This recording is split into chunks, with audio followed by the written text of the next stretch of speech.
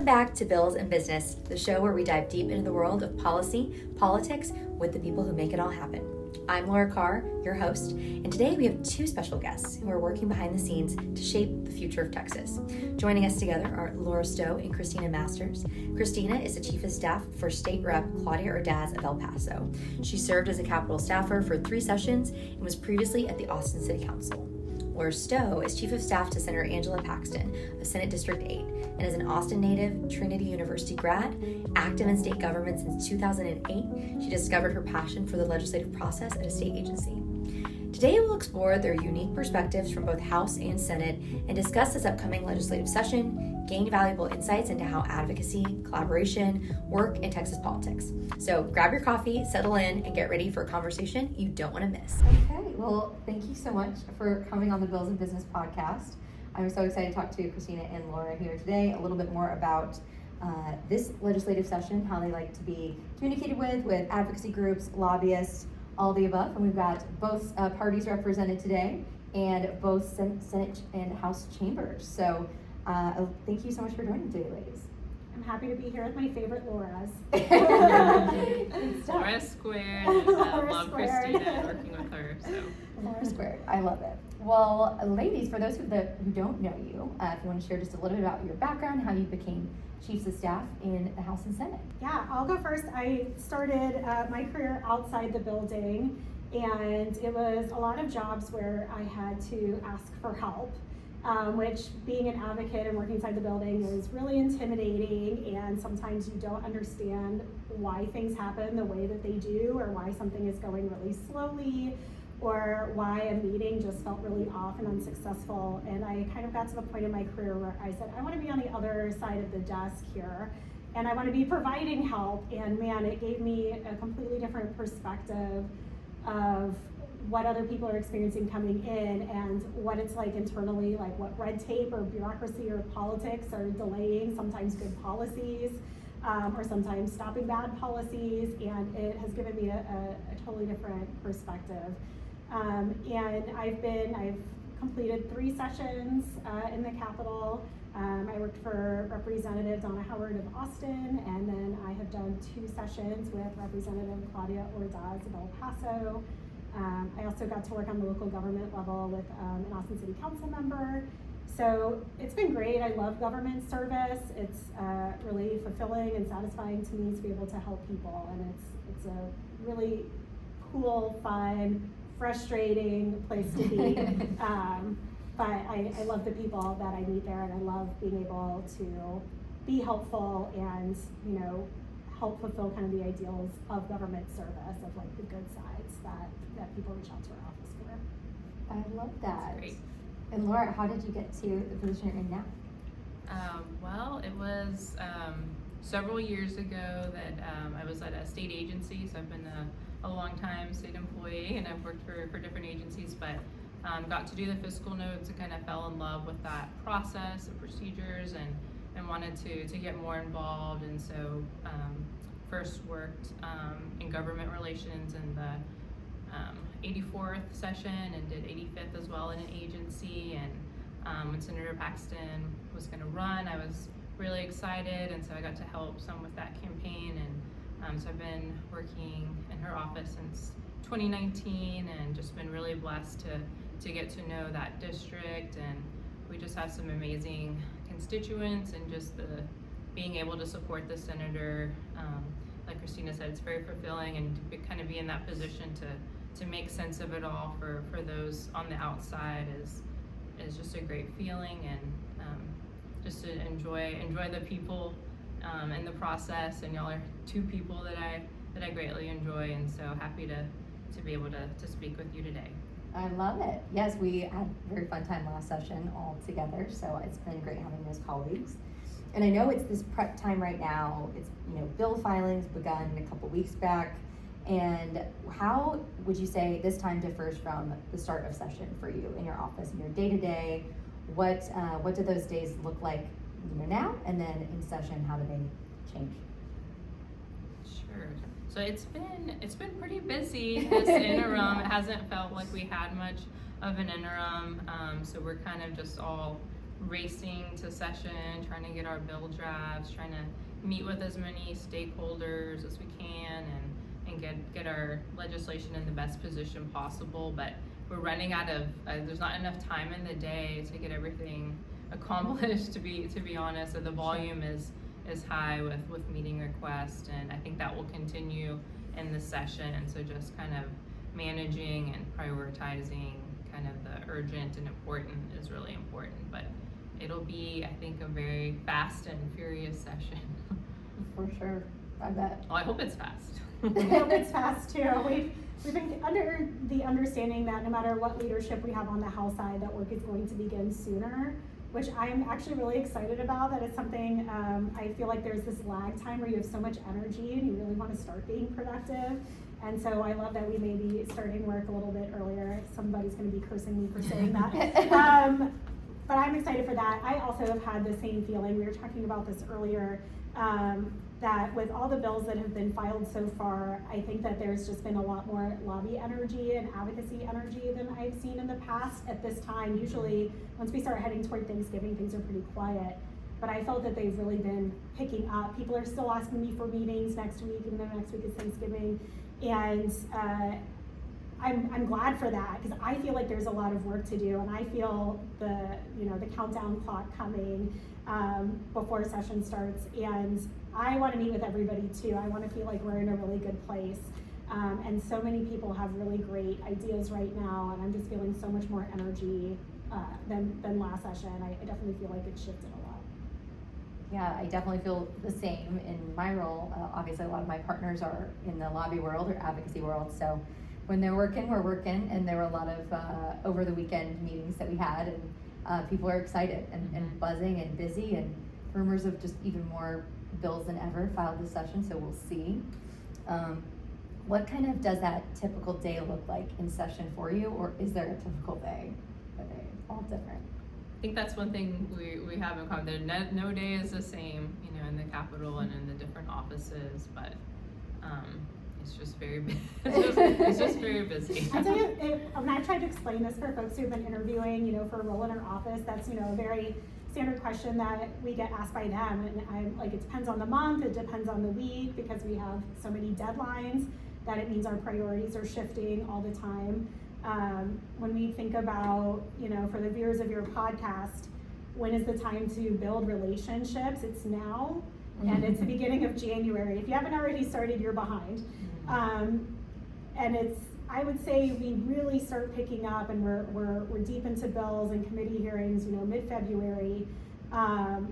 So you have between now and then to really get on our radar. I start getting face blind by the time we hit May. So if you've met with me for 3 minutes one time in February, and then you're back again in May to talk about the same bill that's now maybe hit the floor, I've probably forgotten you. Like, we meet so many people that if you really want to build relationships with office, right now when my brain is still able to make connections is the time to do it. If there's going to be an issue that is close to our hearts in our office, or is going to be on our committee, now is the time to talk to me about it, so I can have better memory retention than I will at the end of April or beginning of May. By the time we're at the last week of May, I'm like comatose somewhere, right? I'm barely functioning. So this is really the time to do meet and greets and start building those relationships. Which I think a lot of folks have, and I think they've done a good job of kind of getting in and meeting the new staff, because that's the other thing, is we have a lot of new staff that comes on board right before session, during session, and what I tell staff that ask that is, January, February, kind of get your bearings, and then by March, we're hitting the committees hard. We have April and May on the floor, and so it's kind of just a marathon to keep pushing through. But it is a unique place, and blessed to be here. It's definitely fun. I think the record for me was like 9. I met with 9 advocates and lobbyists in a day last session, and I just remember having this giant stack of cards on my desk and thinking, wow, that was and it was all on different topics, and it's a very unique and fun place. What would you say is the biggest differentiator from somebody who advocates and lobbies effectively to you? What makes them a good lobbyist? Honesty is the most important thing to me. I have, if people are giving me the pluses and minuses of their bill, thank you so much for doing that, because I'm always going to ask you, okay, who opposes your bill? So, because I talk to both sides on pretty much, on every issue. I try to get one-pagers from everybody on both sides, and I really appreciate honesty from lobbyists. I have had some meetings where a lobbyist, in front of their client told me that the chair of a committee was, supporting their bill. And then I've called the clerk of that committee, and they have, called that person a liar. And that is awful for the client. It's awful for me. It puts me in an uncomfortable position for the next time you're following up with me, because I can't trust you. And so really honesty is so important to me. And I would also say, come with me, give me a one-pager, and then send it to me electronically afterward. Both things, because I want to refer to what you're talking about in that moment. But also, I do keep all of our one-pagers, and we upload it into our LMS, our legislative management system. So if I don't have to go and then take that piece of paper and scan a double-sided piece of paper and upload it somewhere, if you've already sent it to me in a file, that skips out a ton of steps and saves me time. So I love both things. And I know that lobbyists will probably hate that, but in-person visits are honestly the best. And if you can send me a text or an email and just ask for those 15 minutes, I will do my darndest to give it to you, because it is the most effective for me. I'm somebody who likes to see things and touch things and be able to ask questions interactively, more so than a phone call where I might have something else going on in that moment. Or a text message. Text messages are just not great. They don't feel very interactive. And I do like to ask questions if I have that opportunity. So unfortunately, lobbyists, those 15 minutes, I like it. I like when they come to my office and have a conversation with me. I always really appreciate that. And the one-pagers are incredibly important, because again, you could be giving it to me now, and I might not need it for a couple of weeks, but I love having something to be able to refer back to. I agree with all of the above, and I often ask, could you send that to me? And that's much appreciated, because there's just a lot going on, and it may just be something I need to share with another staff member, or like you said, check in with the committee, make sure that's the case. But transparency is just essential, and just having that trust goes a really long way. We might not agree on everything all the time, or there may be things that come up where we just can't move forward with that bill, but at least I know what those hiccups are, and if I see it later, it may be something that can be resolved in the future. So really appreciate people that do that and come prepared, and like you said, being able to ask questions, and sometimes there's a lot of nuances, and so oftentimes they'll get back to you pretty quickly with that precise information, and then you can save that for your records. So that's all of the things. I'll do all of those things. Yeah, really sorry, but if you want to be like top tier echelon lobbyists, you have to do everything. And that's great. But there are people out there who are hustlers, and they are doing that. And so if you're coming to me, if you're just texting me about a bill versus somebody who spent those 15 minutes with me and gave me a one-pager on it, I have so much more information from that person, and it's going to be lopsided. And there are lobbyists out there that are doing it and are really just killing it, and they are going to have a bigger impact. You both mentioned in-person meetings are critical. Do you think that in kind of those personal relationships outside of session are important, and do they have impact in how you work through session with them at all? I'd say definitely. There's been many times where these lobbyists are the experts. They've been around a really long time, and I'll often ask their opinion on something that's coming through that may not be our bill, but could be tangential to something we're working on and something the lobbyist is working on, and just kind of building that kind of relationship and trust that we talked about before.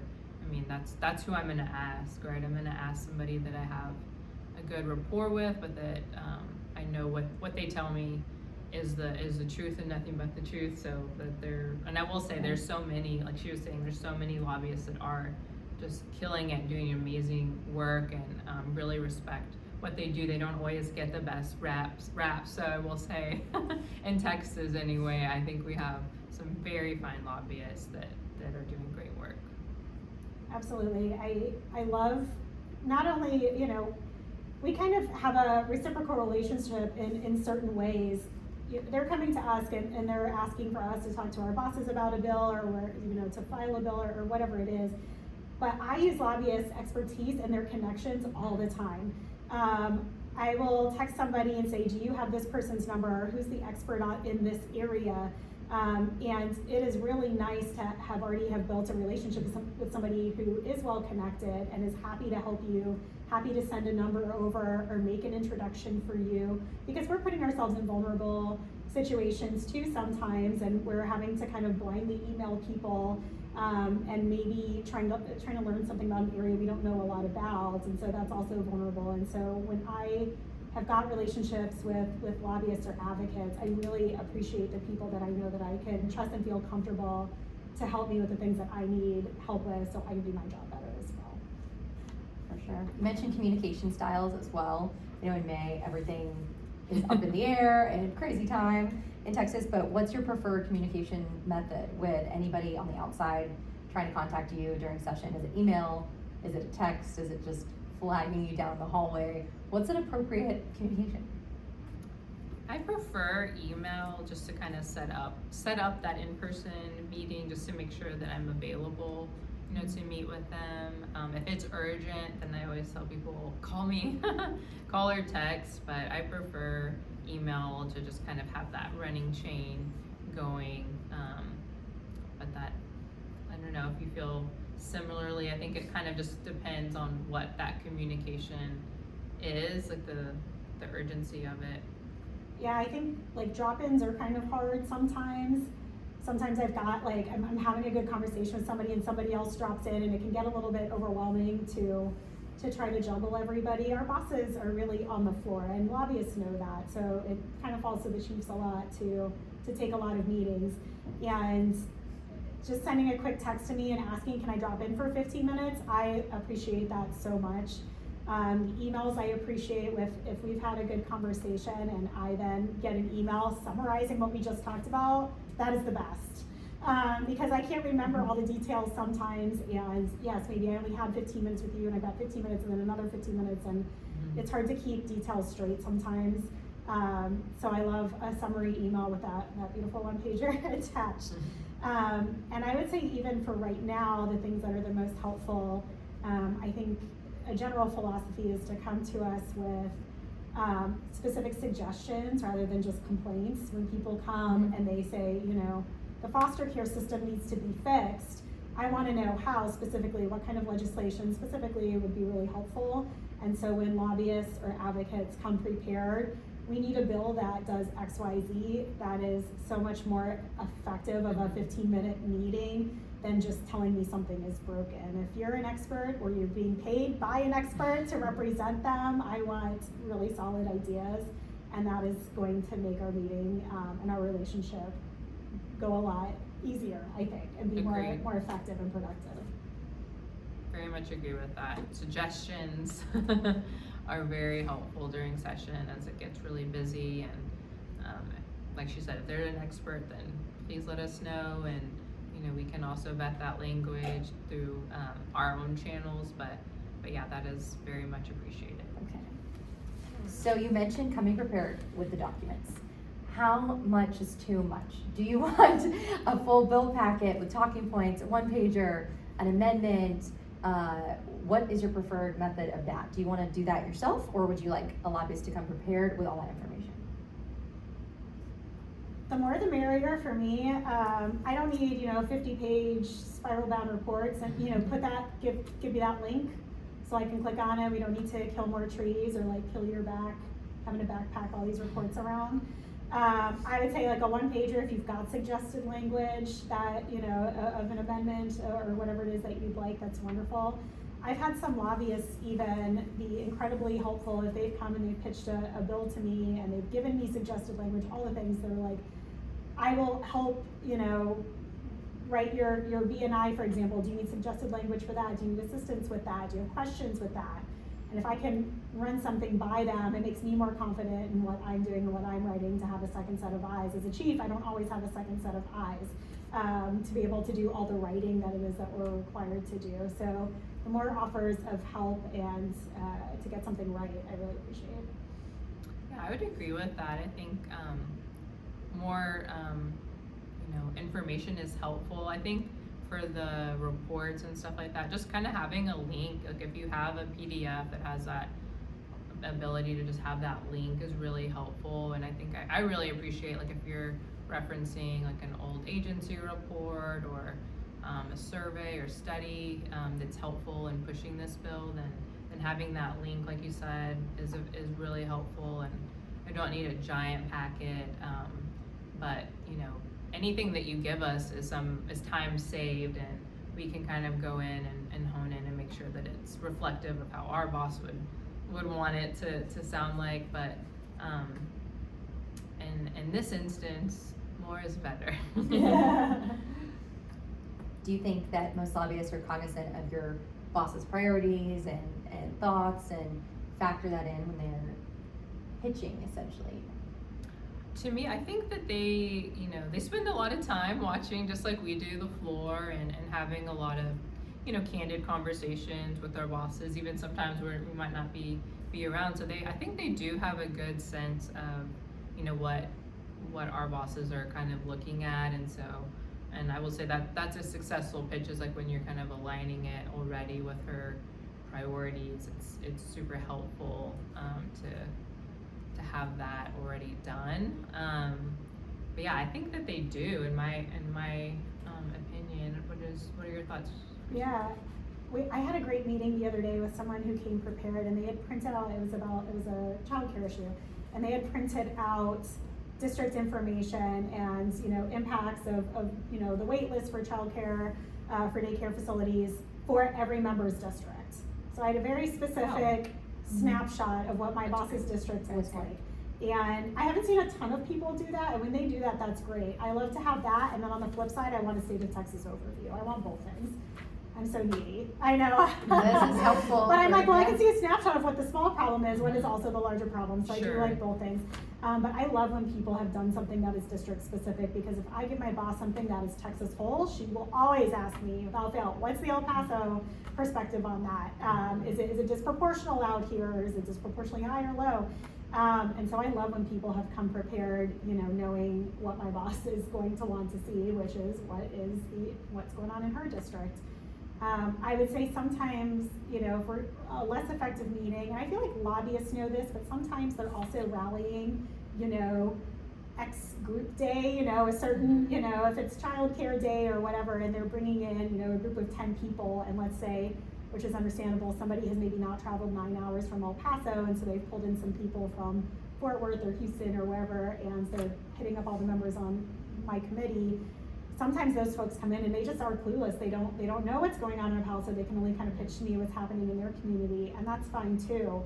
And I love when those people are, have still got an overview of bullet points of what's important, and can still give me that really good quality 15-minute pitch on why something is important. I think sometimes we get those larger groups that come in and are not sure how to have an effective meeting with an office, whether it's, they're locally represented or from somewhere else. And I really appreciate when those people are really well trained on their one-pagers. I think sometimes they get handed it that morning and they don't actually know what it means. And if you try to ask any questions, they're kind of dumbfounded about it. And unfortunately, those are not great meetings, and I feel bad for them for having traveled all the way, and I feel like I haven't learned anything, and it's got to be kind of defeating for them too. And so I really appreciate when lobbyists have really talked with some of these groups that they're representing on what a successful meeting looks like, what are the points that you want to hit, and be able to give them some background information so they can kind of respond to me when I've got questions. I try not to grill anybody who comes in, certainly, but sometimes they're not really sure of the bills they're advocating for and what impact it's going to have, and then you kind of feel like you've wasted some time. I've had some groups ask me to be on a panel of staff to talk about those things and train advocates on what a successful meeting looks like. I'm always willing to do that. So yeah, I think that people who are in the building every day, know these things, and just being cognizant of people who are not in the building every day, if you're working with a group like that, to give them some training too, and not let them go in blind. For sure. So, is there a time that either of you have had where you have completely changed your mind on a topic from a meeting? I definitely faced this last session. I would have new lobbyists come in, and there would be a topic that I had never even read anything about. And I then, got 5 different perspectives that day, and my actual opinion on it changed. Have you guys faced that at all in these crazy times? I think maybe perspective is broadened based on the meetings. I don't know if I've ever had just like a complete shift, but I definitely appreciate hearing kind of all sides of it, if you will, and that helps us when we're on the floor and people are asking different questions, and so I think that is really helpful. But no, I don't know if anyone's ever completely changed. Maybe this session is the session. We have to be kind of jewels of all trades in our line of work. We don't get to be experts a lot of the times on what we're doing, and yeah, we have to wear so many different hats on so many different policy topics, like what you mentioned. Having 8 meetings on 8 topics is kind of a normal thing, and we can't be experts on everything.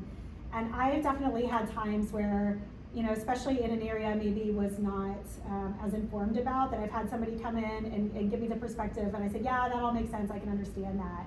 And then I've had somebody come in the next day and give me a completely different angle of how a bill is going to impact a group that I didn't even consider would be impacted by a bill. And I'm like, ooh.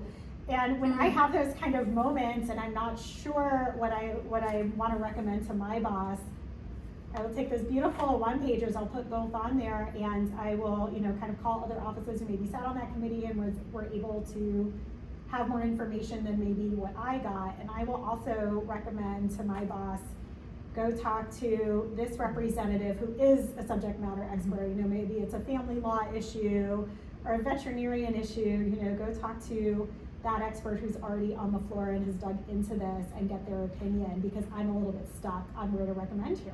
And that's a good point, as we have such varied office, House members and Senate members that have their own lane of expertise, and so same, just kind of being able to point them and that to the right member to kind of talk those different perspectives out is super helpful. So we're blessed to have so many various professions that are all represented in one dome.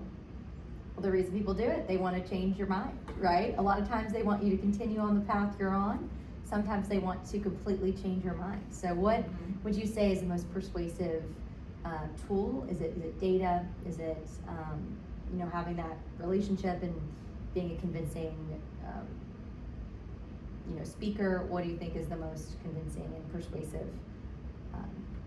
for y'all? I think what we talked to me, and you probably agree, what we talked about earlier is just kind of that transparency and giving us the pros and cons, because it's great to be persuasive when you're doing talking points, but just talking candidly, I don't necessarily want to be persuaded. I just kind of want to know as much as possible about the subject, I would think, and what those effects could be, and who's the best folks to include in on this conversation, and get stakeholders together if need be. But I think I'm another vote for transparency in that. Love it. Absolutely. If something is going to be harmful to a specific community, that is a red flag for me on any level, and I will always give that note to my boss, even if I think kind of the good outweighs the bad in a certain way. Sometimes, I've gotten a bill and it's like, well, this is going to be bad for this group, and this is going to be good for this group, and if you don't pass it, then that same group, flip side. And you're kind of like, okay, well, do I just support this group or this group? And it could be it can be some really strange positions you find yourself at, that you don't really, you're not thinking about day to day, but is very impactful for maybe these 2 groups of people. So it can be like harm mitigation sometimes. It's such a strange space to be in. And same thing, we have like a red, yellow, green light system of the way that we send over our recommendations.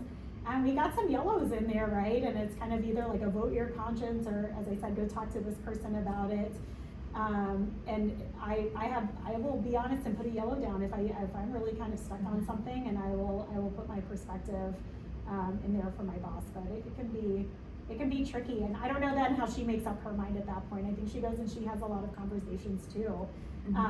You know, we all kind of get our reports on all sides, and she'll take all the information she has and vote and do that vote. But they don't always have as much time as we do to make those decisions. So I think sometimes people think they need to go directly to the member every time, but staff are actually, I think we have a lot more input than I think they realize sometimes.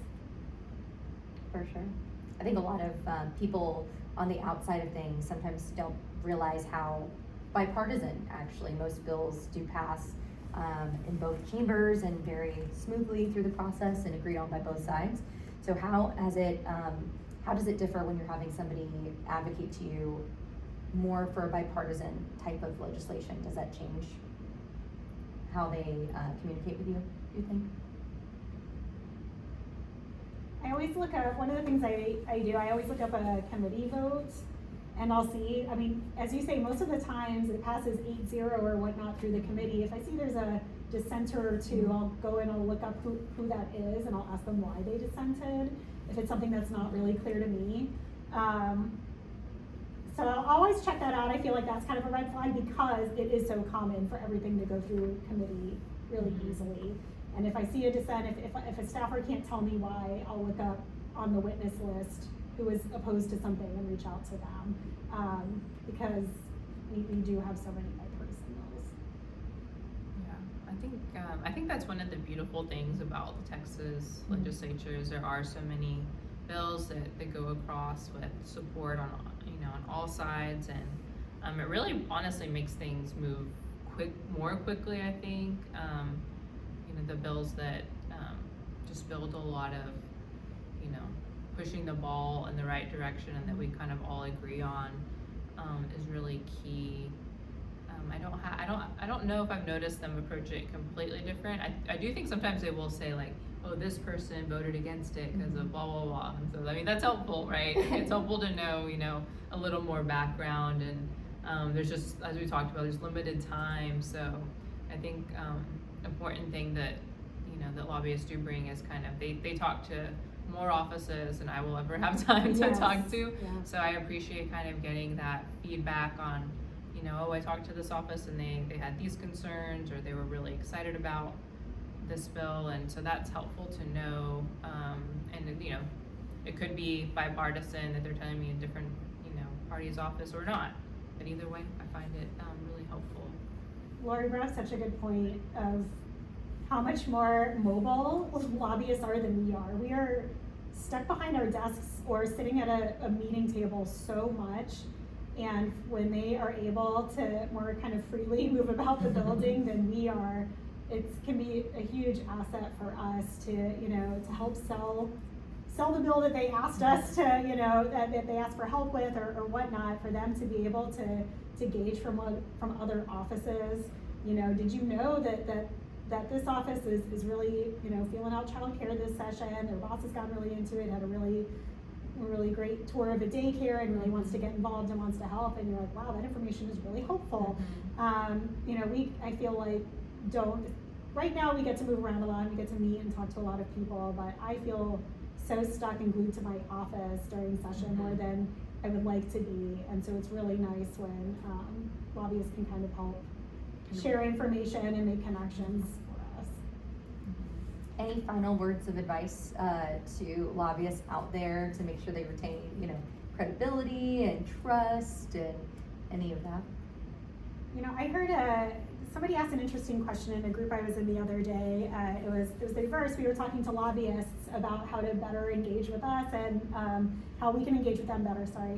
And somebody said, how, I feel like lobbyists will, take us for coffee or, do nice things for us. How can we thank lobbyists for the work that they're doing? And the response was, tell our boss or our client that we're doing a good job. That is like the best thing that you can do in this person's mind. And I thought, that is such a great response, and it's so true. And it's also true on the flip side, we don't get, this is I'm not saying this is a thankless job by any means, but we interact with so many people, and we can get yelled at a lot, or just our time can be abused a lot, and we get really burnt out too. And if a lobbyist wants to show me that they're grateful, that is also for us, I think the best thing that they can do is go tell my boss that they think that I'm doing a good job. Go tell other people that they think I'm a good staffer to work with. Reputation is everything in this building. It is everything while you're working in the building. It's everything if you want to transition out of the building. It is so vital for us. And I think that, both sides are true. If you think I'm doing a good job, please tell someone that you think I'm doing a good job. It is a free thing you can do. And it really goes a long way. And, it can keep me going for like a whole day if somebody gives me a compliment like that. I really appreciate when people tell me that they think I'm doing a good job or that they appreciate my time. I really do value that. Yeah, I really appreciate you sharing that. That's interesting to know. I mean, I'm not surprised, but that's a great way to kind of reciprocate that relationship that you've built, and we're all kind of here in the trenches together, and as much as we can all kind of work in tandem and kind of work together and be supportive of and I'll tell anyone that Christina's great to work with, Laura's great to work with. That's like such a, you don't think about it as being something that's that important, but you're right. Like there's really long days, and if someone said, "Oh, I heard really good things," but you're like, "Oh, that does feel good too," especially today. That hits right today. So I really appreciate you sharing that. Everybody knows everybody in this world, so reputation is definitely key. So I love it. Well, shifting gears a little bit, what would you say is the hardest thing to keep up with during the legislative session for each of you? And I know it may be different each chamber as well. Just to me, it's like getting the pace, like getting ready for that. I think we're kind of in some respects in a good position because things have been, like you said, there's just been a lot more movement this session. We've got, I think, 65% more bills filed this session than last session. So the volume to me is, I think, what's going to be a challenge to kind of make sure that everything that we want to move is moving, and keeping track of all the other balls that are moving is, I think, it's a lot. And then just kind of the time management to me, it's like the urgent and the important, and trying to make sure everything gets done. And I think you probably feel similarly that it kind of just hits all at once, and one day you're just like, oh wow, well, yeah. Session has officially begun. Well, we only, if in the past, obviously it's going to be different this time around.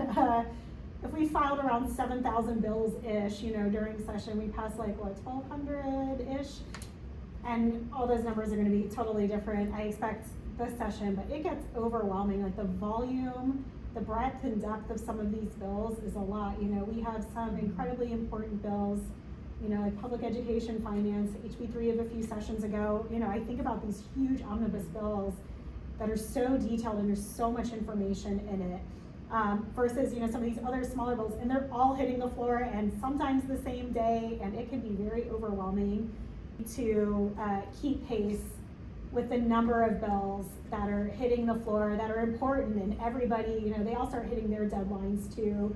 Lobbyists start recognizing, ooh, we're down to a few days, or my bill is dead. And so everybody's urgency is probably in different places. I think right now it's more like, okay, we're waiting for all of our drafts to come back. I still am missing so many drafts that I want to file for Ledge Council.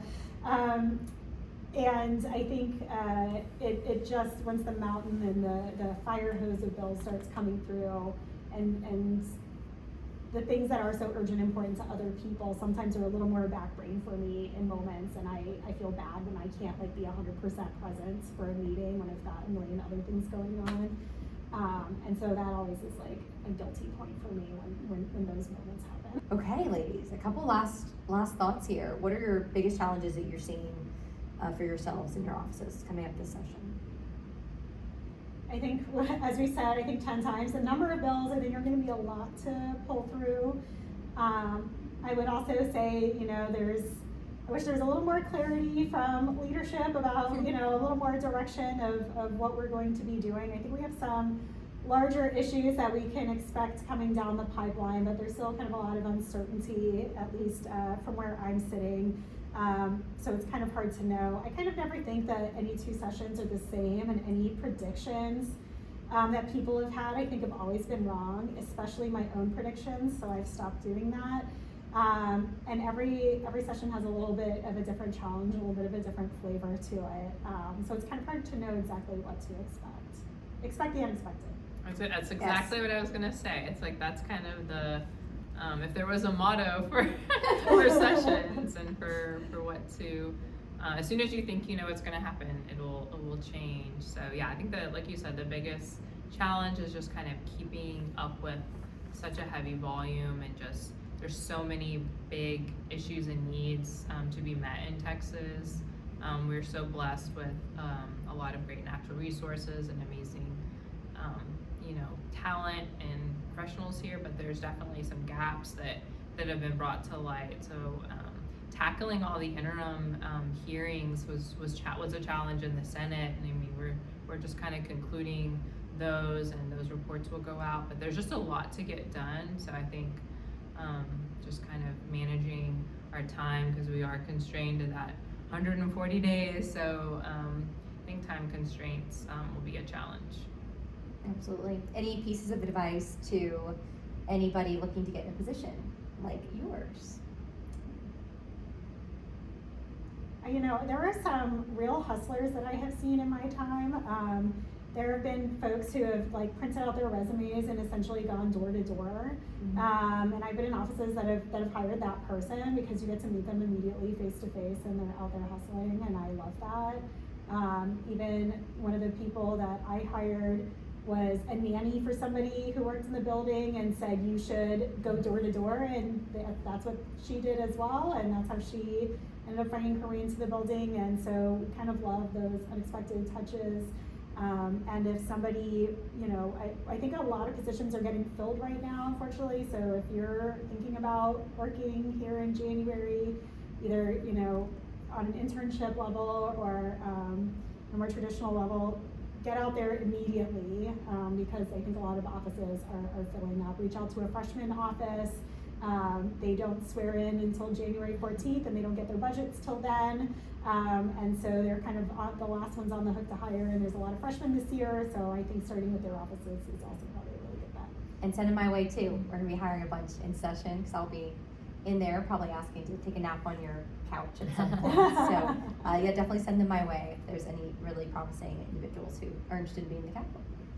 Yeah, I agree with that. I mean, I think kind of also doing just introducing yourself to anyone that's working in the Capitol, and kind of getting to know the lay of the land, and kind of will help place you in the office that you will be the most successful at. And I mean, things move really quickly here, and people move on and to different positions. So kind of being a known quantity and knowing what you want to do and what you're interested in, kind of your top policy passions, if you will, is helpful.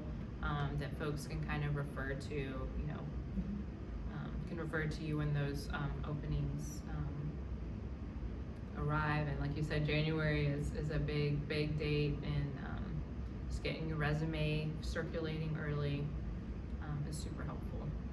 Absolutely. Any words of advice or wisdom for lobbyists interacting with anybody in the legislature? I think, like I said, the lobbyists in Texas, I think, the ones I've worked with have all been kind of great to work with, and all have have a high level of expertise, or able to connect you really well to those who do. So, I mean, the biggest thing I think is just to kind of be mindful of the time that staff spends with you, and kind of be mindful of the time that they're doing that is time that they can't do something else. So.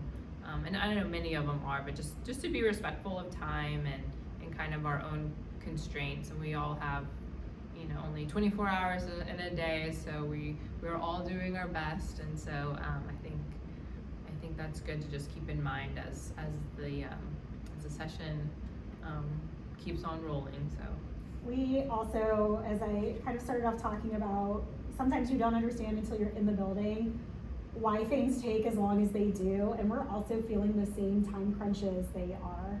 You know, if there's a bill that they're really supportive of and they're frustrated that it's not moving faster and they're wanting to know why something is not moving, there are sometimes so many things that maybe are kind of internal conversations that we're having with other offices that we can't share all the time, right? And we also, you know, want to be successful in our offices. We also want to pass bills.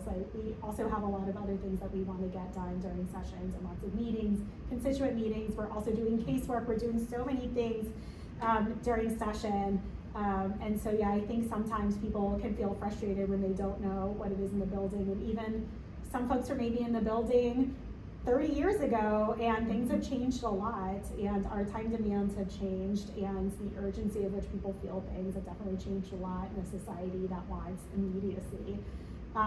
But the Texas Capitol crawls along, so we don't necessarily get to move as fast as we would like either. And so, to Laura's point, just, yeah, being patient with us and understanding, like, we also are having really long hours, and we also have a lot of pressures on ourselves, and we also are going home to our families at night. You know, our hours are different. Some lobbyists get to kind of essentially do a 9 to 5, or, you know, they might have a long night or two. We're doing really long nights, like 16 hours. I think the latest I've ever gone home is 4 in the morning. You know, it can be really, really late, and then we're back, you know, for hearing at 8 a.m., you know, so it can be really long and tedious and arduous for us too. So just understanding and having some grace.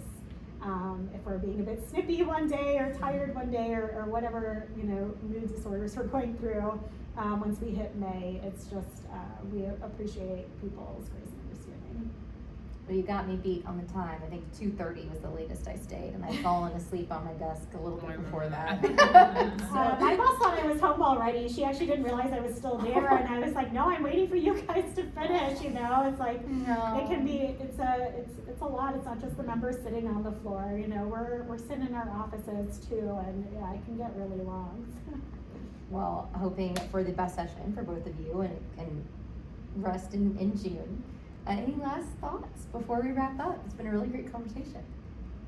I think the one thing I wanted to highlight is just one thing that that makes session just so much better and goes so well is just amazing staff, and I'm so blessed for the staff that we have, and of course we miss Laura, who was on staff, but we have her in spirit always, and it's just so important to have the right folks around you. As you said, we're here all the time, and so having people that you can depend on, rely on, you know, they know their stuff, and they take it really seriously, and they have a servant's heart, and they are all, you know, embodying and moving forward the senators or the House members' goal. And I mean, it's just such a blessing to have great staff, and I'm sure you will agree. They also have some youthful energy I don't have, and it can be hard sometimes. They're learning too. They're also there to get something out of session, and their goals are maybe even a little different than mine or my bosses. You know, they're there to grow professionally.